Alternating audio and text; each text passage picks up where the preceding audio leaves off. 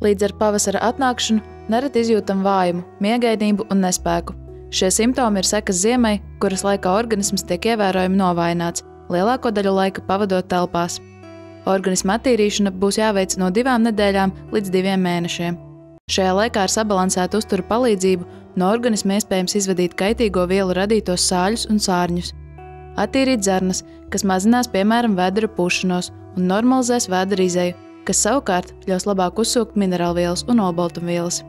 Aknu attīrīšana ne tikai uzlabos gremošanas procesu, bet arī ļaus justies enerģiskākiem un izskatīties veselīgākiem.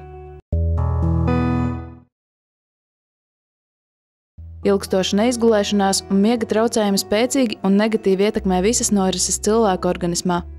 Simtiem gēnu darbība tiek ietekmēta, ja miega ilgums tikai nedēļu pēc kārtas ir mazāks par 6 stundām.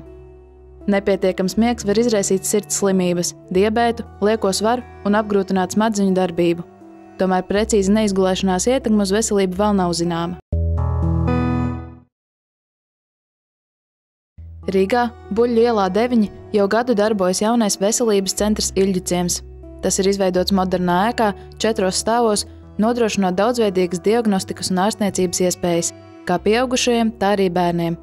Veselības centrs piedāvā plašu pakalpojumu klāstu, teicamu apkalpošanu un, kas nav maz svarīgi, pieejamas cenas. Plašajā pakalpojumu klāstā ir arī rehabilitācija. Drīzumā šeit tiks atvērts dienas stacionārs, pateicoties kuram veselības centru varēs nepārprotami uzskatīt par vienu no lielākajām privātajām veselības aprūpes iestādēm Latvijā.